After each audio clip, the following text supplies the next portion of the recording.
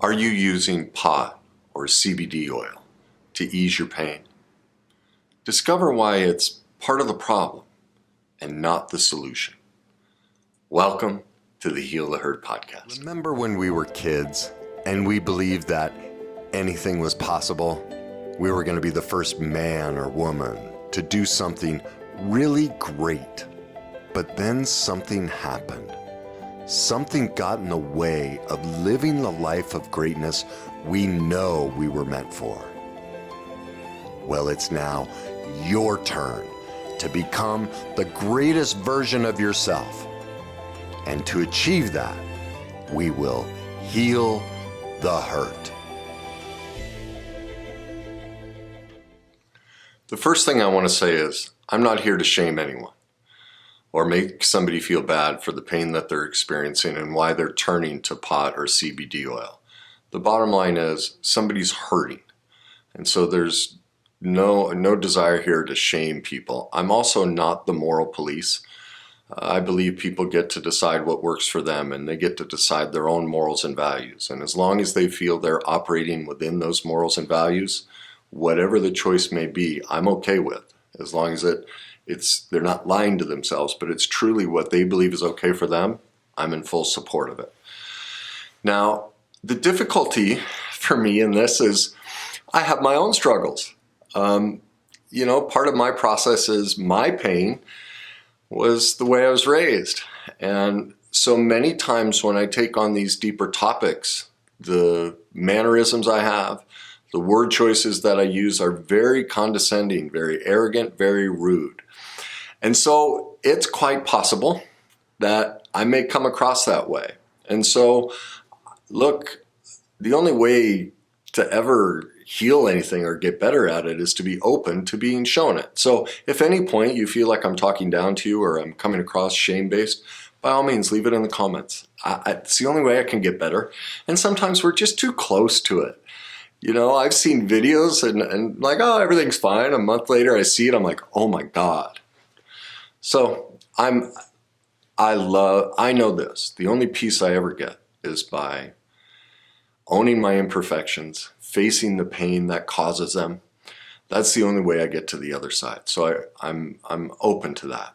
But the other part of this is, I'm going to talk about, look, CBD oil has become the new panacea, and people get whenever our belief systems are challenged, our morals are challenged, or our outlook on something is challenged, especially nowadays, politics, everything, people get incredibly angry and defensive and lots of things happen. And so when I talk about the science and the truth of why pot and CBD oil aren't your best option, if that creates a reaction in you and any sort of judgment, blame, criticism, hate, anger comes up, you're welcome to put that in the comments. I won't censor you.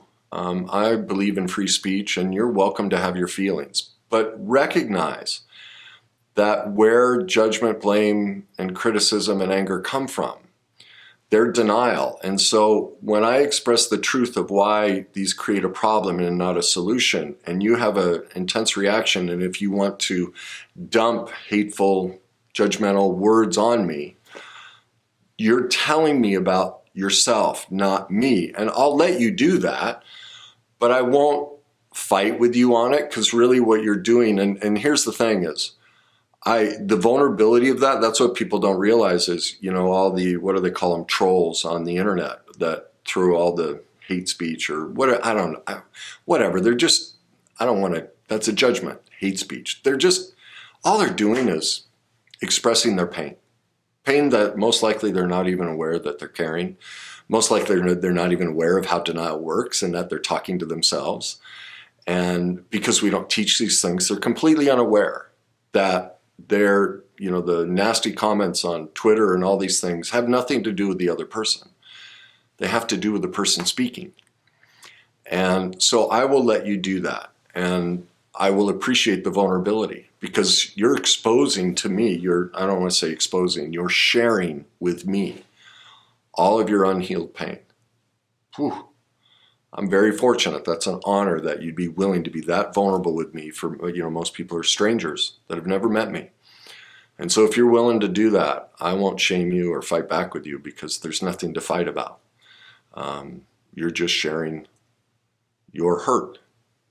And that's what we're all struggling with.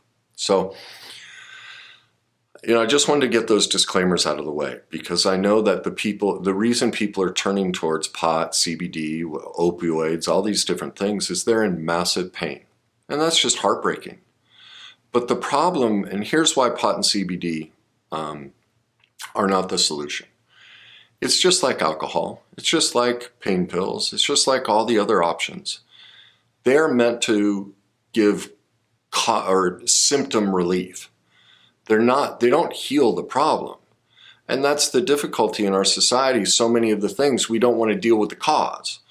We want to medicate the symptoms. And that's what pot and CBD do. Now, I don't deny that for many people, they see symptom relief. They might feel a little better. I know cancer patients in tremendous pain, or, other people, they feel symptom relief. And the studies are, you can cherry pick studies, whichever side of the aisle you're on, and go, see, it's the best thing in the world, but the CDC and others, the bottom line is this. For the most part, it's a placebo effect that people have. It's short-term, and it creates long-term consequences, just like any other option. And so I'm not here to debate, is it better than alcohol or better than this? It may be, but that doesn't matter. They're all the same. They're medicating symptoms. I'm much more for giving people solutions to the cause, actual solutions. Why is somebody, let's ask the real question. Why is somebody turning towards pot or CBD or booze or pills or sex or porn? God, I should do a show on porn. All these different things. Because they're in massive pain. Well, that's what I'm trying to heal, is the source of the pain. That's what I'm trying to give people solutions to. And unfortunately, media and advertising just wants to give you the quick hit. And, we've all been taught to, go for the quick hit. Patience and striving towards things takes time. And so it's a very natural reaction. So I hope that didn't come across as shaming. It just hit me of, I may have been a little shameful there. That's not my intent. But we're not going after the cause. And so, as I research this topic, it's something I've debated about. I tend to stay away from some of these deeper hotbed issues, but I'm seeing more and more that people are avoiding dealing with the cause of their problems, and they keep looking to medicate the symptoms. And I just see look at where the world is. What you're seeing is evidence of a culture that pursues symptom-based relief. And we've all advocated and pushed it, and that's really what I'm fighting against, is let's give people the real solution and talk about the cause. So there are three main reasons three main conditions people go to look to pot or CBD oil. And they're generally chronic pain, anxiety, and cancer are really the three. There's sleeping issues and MS and other things, but really you're talking chronic pain, cancer, and anxiety. Well, let's break those down and talk about what are the causes of those. See, what many people don't realize is you can be born with the genes of cancer and never have cancer. You can be born with DNA that includes many of these illnesses and diseases. There are only three that if you're born with that specific gene, you will get the disease. Every other disease that we get in life is turned on by our environment, which sometimes can include the food we eat and the air we breathe and things we're around. That's a small percentage. Almost all health conditions are the result of unhealed emotional pain. Flat out. There is one, if you look at any disease, any illness or any disease out there, doesn't matter what it is, migraine, headaches, cancer, all of them, anything you're suffering with, there is one only one common symptom that is included in all of them, every single one. It's unhealed childhood trauma. That's it. That's the cause of your pain, of your cancer, of your anxiety, of your migraines, fibromyalgia, whatever your chronic may be, Crohn's disease, all of them. They're all the same. And you may go, well, wait a minute, my child was born with this. Well, that tells me the emotional condition of the parents, the family lineage. And so, I mean, they've shown in studies, that a mother who experiences stress in pregnancy actually alters the DNA of a child. Well, stress is fear. So we all feel fear all the time. So that child, because of the emotional environment during the pregnancy, those conditions get turned on. And so they're born with this chronic condition. Well, that really goes back to mom and dad and their mom and dad. And we've had a society for centuries that just has never addressed these deeper emotional issues. It's just slowly becoming societally acceptable in the last 50 years. So this isn't about blaming. We're just maturing as a society, for centuries.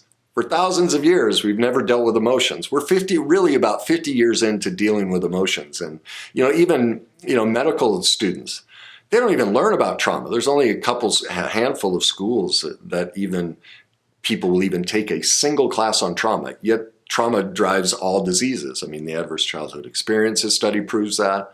It was a landmark study done. I've talked about that many times, that we've all been through massive trauma.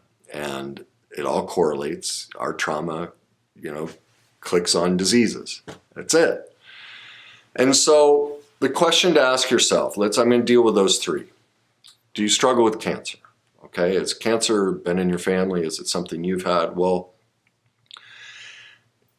the emotional condition of cancer arrives from deep, deep hurt, a massive emotional wounding.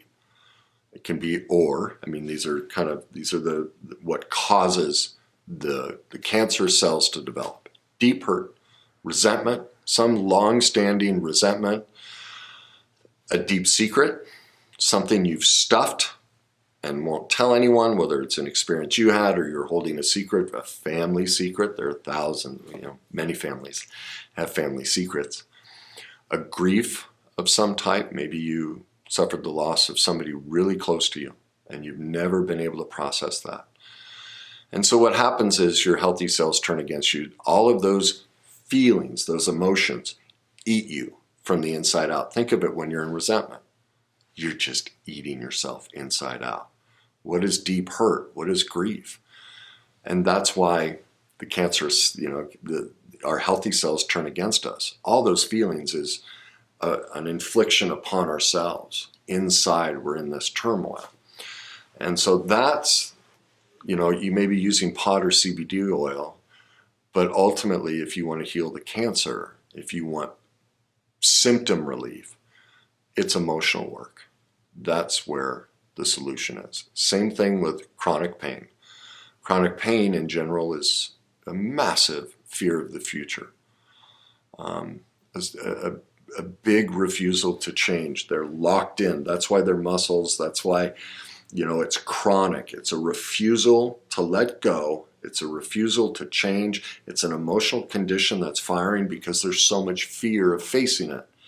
They don't have the skills, tools, or knowledge to adapt to it. The overwhelming nature of the pain, the emotional pain is so severe that they then place it within their body to express it. I mean, the science is overwhelming. Our body expresses the emotional pain we're in, okay?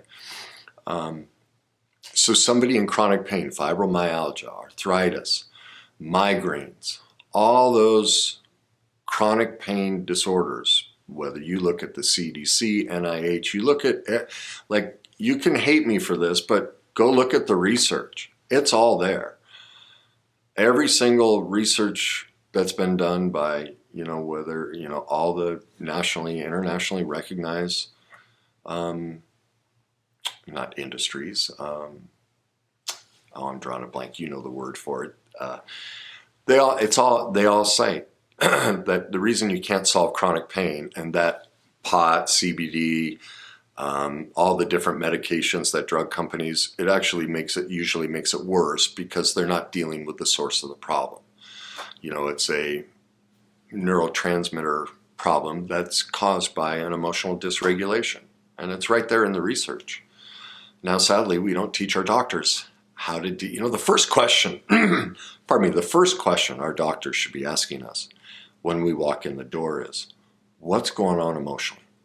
What's going on in your life? What's happening at work? What's happening in your relationships with your kids? When you start asking those questions, you get to the root cause of everybody's problem. But we just go, where's it hurt in your arm or this or that? And so here we're just going to put a Band-Aid on it. I've done this analogy before. Think of it.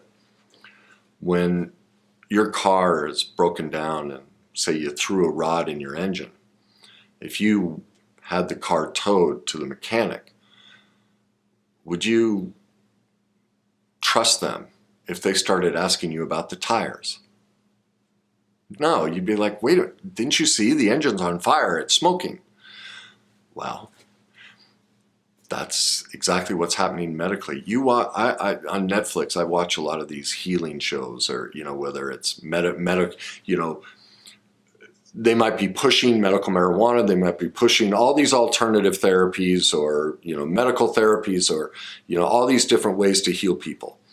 Watch them every single time. Like there was one I watched a little bit. There's a big push for all the oils, essential oils, and hospitals are now, having a lady come around in carts and give essential oils. And the guy, he was rigid, come out of surgery, angry, bitter. And, she gave him some lavender, and the words out of his own mouth were, well, I don't know if it was the oils that helped me, or the attention. See, we know inherently this man is alone on an island and somebody cared about him. It's not the oils that made him feel better. And the studies show the oils, there's basically no help. It's a placebo effect. Most medicine, studies show that. Most medicine is a placebo effect. There's very little benefit from any pill, anything. It's an emotional sense that this will make me feel better. And that's what we're all looking for, is to heal that emotion.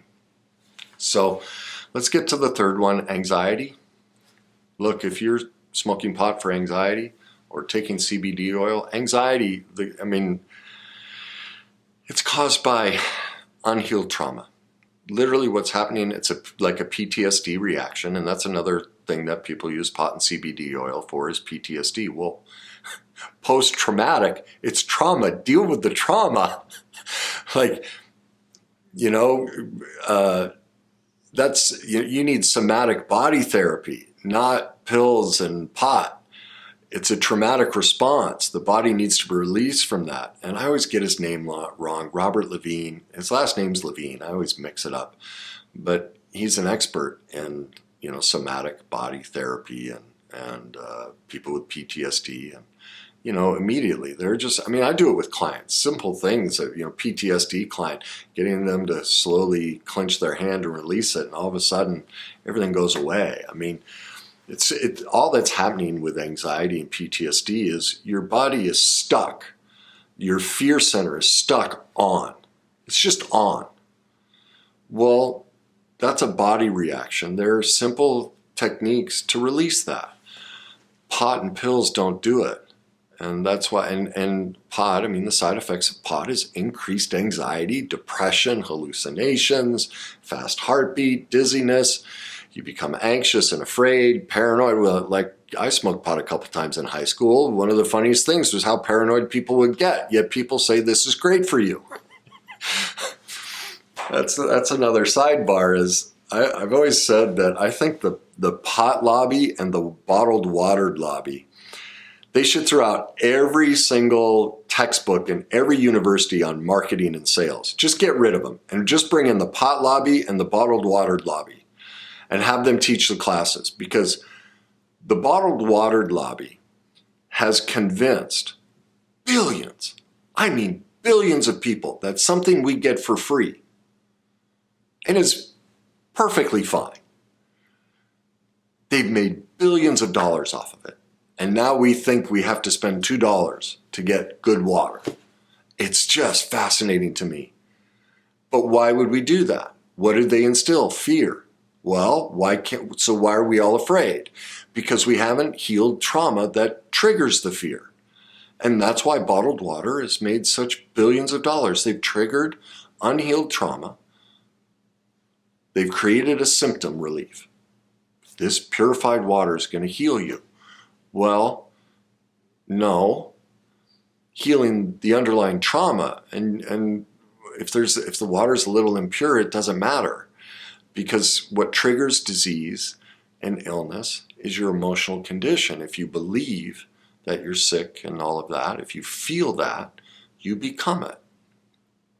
Look at the pot lobby. They've convinced the world, a massive amount of population that something with all these horrific side effects destroys brain development in kids, memory loss, apathy. I mean, it's awful for you. And they've convinced almost the world now that it's a wonder drug and it's great for you. Well, again, it's just more symptom relief. We've done it with depression medications. We find out later, no, most depressive medications elevate suicide and all these other things. And, look at all the drug companies. They come out with a wonder drug, and we find out very quickly, no, it's not a wonder drug. It actually makes things worse. Well, pot's the same thing. The effects of pot, the long-term studies aren't there. Anyone claiming that there are these massive effects, it's just not documented.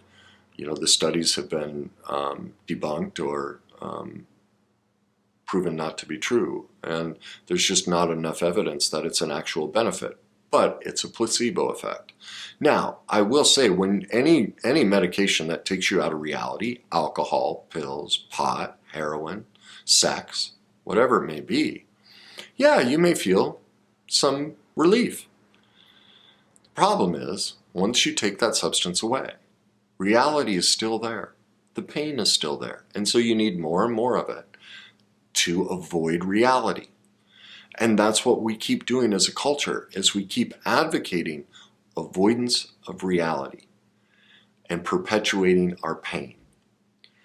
So the solution is face your pain. That's it. That's why I started the greatness movement, is to get people to actually, and this, gosh, I pause because this may come out condescending. It's not my intent. But get people to take responsibility for their lives, quit playing the victim, putting the blame on something else and just going, oh, I can't do it. I'm going to get this thing outside of me to fix me, instead of recognizing, no, I'm the source of my life. And do you see how empowering that is? If I'm always the problem, therefore I'm always the solution. If I'm never the problem and the solution is outside of me, do you see how do you see how fearful that is? I'm always waiting for them to develop a drug, a solution, a perfect person. I spend my life in fear and paralysis, waiting for somebody to bring me the solution. That's no way to live.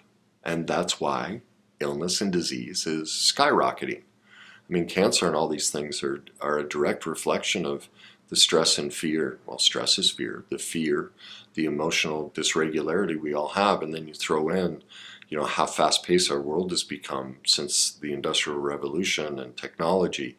It's just too much. We can't process emotionally all the things that are thrown at us. It is just overwhelming because we are so underdeveloped emotionally. The next, if you want to create a solution to illness and disease, let's make emotional growth the panacea.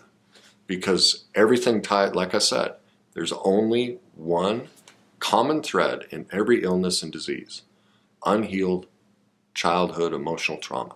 That's it. Well, why shouldn't that be what we spend billions of dollars of research on? The actual cause. Think of it. That's all I'm advocating is take all your money, all your pain and sorrow, and put it towards the cause. to me, that seems like a reasonable solution. Again, it's like going to, taking our car to the mechanic. Should we put all of our money and resources and efforts into changing the tires when the engine is smoking? It just makes perfect sense to me. But what do we have to confront? Look at what that says. Now see, this exposes our emotional underdevelopment, because wait a minute, so, oh my God, you mean I have to admit I'm imperfect? I might be responsible? Well, that almost feels insulting. Like I'm bad, I'm defective. Now, why would that have such a big impact on us? Because of childhood, because our parents, in their beautifully perfect imperfect nature, sent the message that somehow we were imperfect. And yet 80% of the population thinks their parents were perfect. It's just not possible. As I point out all the time, these two questions prove it. The first one is, whenever you wanted to, in a moment in childhood when you felt angry, sad, or scared at anything your parents did or said, in that moment, could you discuss it with them? Could you bring up their imperfections? Get in your room. I don't want to hear about it. I'm the boss. Right there, they told us, you're not worth it. Squashed us. The second question is, do you have any secrets from your parents? Well, we all do. Now, why would we have a secret? Because if my parents found out what I truly thought and believed, what I've actually done in my life, these perfect imperfections, what would I lose? Their love. They would reject me. Well, I mean, those two questions, all of us have had those experiences. That's trauma, massive trauma. What it's saying is, if I can't be who I am, my parents won't accept me. Now, does that mean our parents are bad? Our parents are just victims of victims, and since for centuries we've never taught how to heal any of this, how could they do any better? They're doing the best they could. So all I'm advocating is we admit that. It's not an insult. It's saying I'm wearing a pink shirt and silver jacket and there's a purple painting behind me. It's just truth. It's not a reflection of good or bad. It's the sky's blue. We don't have to tie our worth to it, but we tie our worth to it because of the underdeveloped nature of us emotionally. And so that's the solution. Develop ourselves emotionally. So I'm going to give you some quick little tips here. If you're struggling with cancer, anxiety, depression, chronic pain, start cataloging. Go to Google, type in feelings list, and start paying it to throughout the day. Make check marks to all the feelings you're experiencing. And you're going to see right before that chronic pain attack, right before that headache, right before the anxiety, whatever, you are having a feeling that you've never addressed and ultimately overcome. And that's driving your illness and disease. That's the first step. Become aware. Become aware of how your pain is the source, is your problem. Your unhealed emotional pain is what's causing all of this. And then how you reach for medicine like pot or other things to medicate it. Well, that's not the solution. Like I said, the first step is awareness. See how your emotions are driving all of your struggles. The second step is to ask yourself, when was the first time I felt this feeling?